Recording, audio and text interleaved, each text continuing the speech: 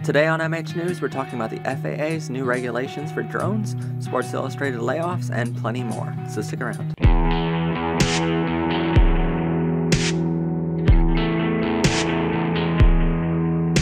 Welcome to MH News, everybody. I'm your host, Matt Haslam. Now this week we have a lot to cover coming in from the FAA on drone regulations, Sports Illustrated layoff.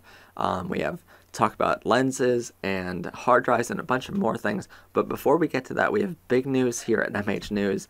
And like I said, we're going to be basically upgrading the show as we go here. There's a lot more to do.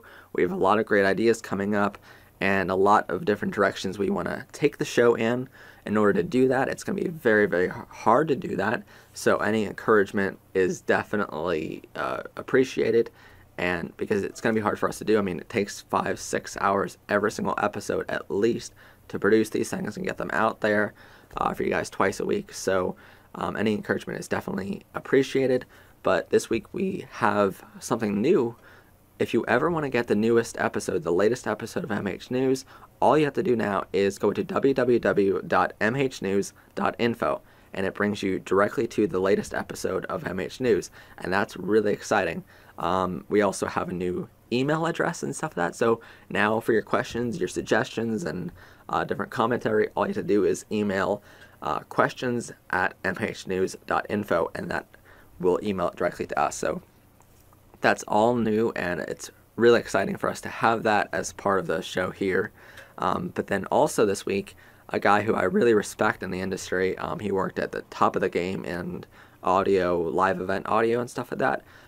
He now, apparently, he was telling me that he doesn't really do any he does live audio, but not too much of it anymore, apparently. He mostly does recorded audio at his studio, and he's a guy I really respect, and I think you guys would be really welcome to go to his page and stuff like that and check him out. He's really an awesome guy, and I believe a good friend of mine. So he commented a couple weeks ago now on our video, "Why does your concert ticket cost so much?"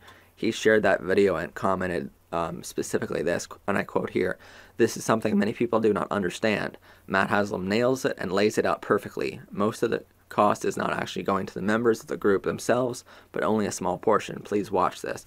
That is a comment that I loved hearing that night, and it's comments like that that keep us going here. So keep your commentary coming, and anytime somebody that I really respect, I'm going to bring it up on the show, because comments like that from people that I respect and people that are respected in the industry go above the regular comments that come in from the show, and I really want to bring it up on the show. So thank you so much for your commentary. But anyway, on to our show here today. The first topic up today is coming in from the USA Today, which is paper here, and really respected paper here in the United States. And basically the FAA, which stands for Federal Aviation Administration, finally released their regulations for drone flying. And if you're not familiar with what a drone is basically a small little helicopter which is remotely controlled by the operator on the ground. And basically it carries a payload with it, which typically is a camera that flies and gets aerial views. And if you're not familiar with the filmmaking process, like getting a real helicopter to do the same thing normally cost anywhere in the range of, maybe $5,000-6,000 and up. So, it's really expensive, and that's just to rent the helicopter, let alone the camera that needs to go underneath it being, $10,000 at the very minimum. So it's really expensive to do that kind of shot.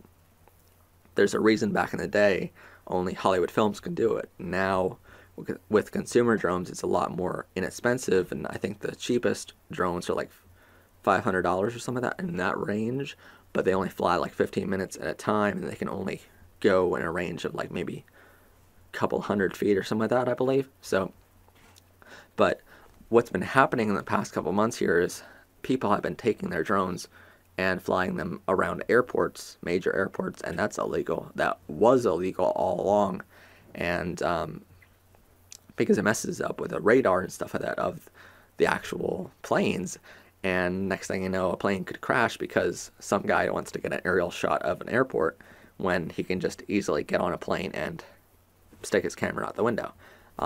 That is a danger hazard. So basically it's already been a law on that as far as that goes. So they get confiscated and stuff like that, and then they wonder, well, why was my drone confiscated? Well, because you were kind of being stupid and you decided to do this. But then recently another story in the United States happened where some guy decided to take his drone and fly it at 2 o'clock in the morning and fly it onto the lawn of the White House. I don't know if he was drunk. I don't know the entire story there, but I don't know what kind of shot you're going to get at 2 in the morning either, because, you know, who flies a drone at 2 in the morning, and who decides to fly anything in the Capitol? I mean, like, here in Washington, D.C., the entire Washington, D.C. has a mandated, like, radius that you're not, no-fly zone above it for manned or unmanned aircraft, so nobody can fly there besides Secret Service and really high-level pilots in the Army or one of the military branches. So, you know, just don't fly there.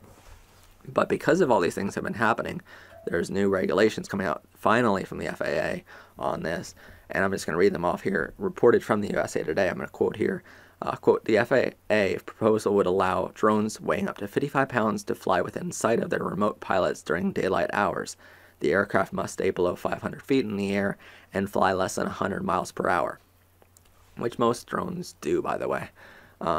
People flying drones would need to be at least 17 years old, pass an aeronautics test, and be verified by the Transportation Security Administration, but a certificate would not be required for flight. Wouldn't require flight hours or medical rating of a private pilot's license. In order for a private pilot's license, you need flight hours and medical rating, but for this you wouldn't, and you need to pass an aeronautics test, which I venture to guess, would include something about not flying drones above airports or around Washington. I would just venture to guess, because that's just what I would do. But that has been going on, but it's just a proposal, which is shocking. They're allowing 60 days of public comment before it's actually puts into effect to the Congress and stuff like that. They actually propose it. So they're allowing everyone to comment on this before they submit it. And then it could take up to 18 months, apparently, or longer before the rules are actually implemented and become law. So that's crazy. And I don't know what they're going to do about people that already have drones. And I don't know, you know, if people wanted drones, they can certainly get them in that 18 months before this takes effect. So I don't know what they're going to do about that. But at least it's finally a regulation on that, and it's some way to control it. So it will be for the benefit of everyone in the industry. And unfortunately, you're going to need pilots. You're going to need some sort of, you know, document to say you're allowed to fly drones. So that's good. Another big thing that happened this week was a major blow to the photography world. Is Sports Illustrated decided to fire all of their photographers. Every single one came in one day and they decided to fire all of them. They're apparently going to a system where they're hiring photographers as freelance photographers. So they suggested all their photographers go to being freelancers, and basically the photographers are going to go out there, shoot the photos they want to capture, and then submit their photos to Sports Illustrated, and they're going to choose from the submitted photos. And initially I thought, you know, this is really bad news because, you know, if you're a musician, you're aspiring to play at the Super Bowl, and nowadays, you know, we figure out nobody was ever paid to play at the Super Bowl. Then, you know, for like filmmakers and some of that, you're aspiring to become a feature film filmmaker and director. But in the photography world, your end goal, I mean, it's, you know, USA, basically, Sports Illustrated is at the top of their game, and everyone thought, you know, they were doing really well, and the only people above them is really Time Magazine. And so you're aspiring to be either a Time Magazine photographer or a Sports Illustrated photographer, and here they are firing all their photographers. So while it's a big blow because now what you're aspiring to isn't there any longer, it's also something good. I thought about this later, you know, in my deep thought moment, in our deep thought moment of the week here. You know, I was thinking maybe it's for the better because now all these freelance photographers, not just the ones that are specifically hired full-time basis for Sports Illustrated, are going to be able to submit their photos. So nowadays, you don't need to be hired by Sports Illustrated. in order to take the photos. You can just be an amateur photographer who takes a great photo, submits it, and you can be in Sports Illustrated. So it opens the door for a lot more photographers, not just the ones that are hired on a full-time basis. So, maybe that's good for the industry, maybe it's not. I would love to hear your commentary on it and see what you think of it. So comment below and tell us what you think. But thanks for joining us today. And again, if you have any questions, comments, or suggestions for the show, email us at questions at mhnews.info, and we'll definitely get them on the show. And thanks for joining us. See us back here every Sunday and Thursday for brand new episodes.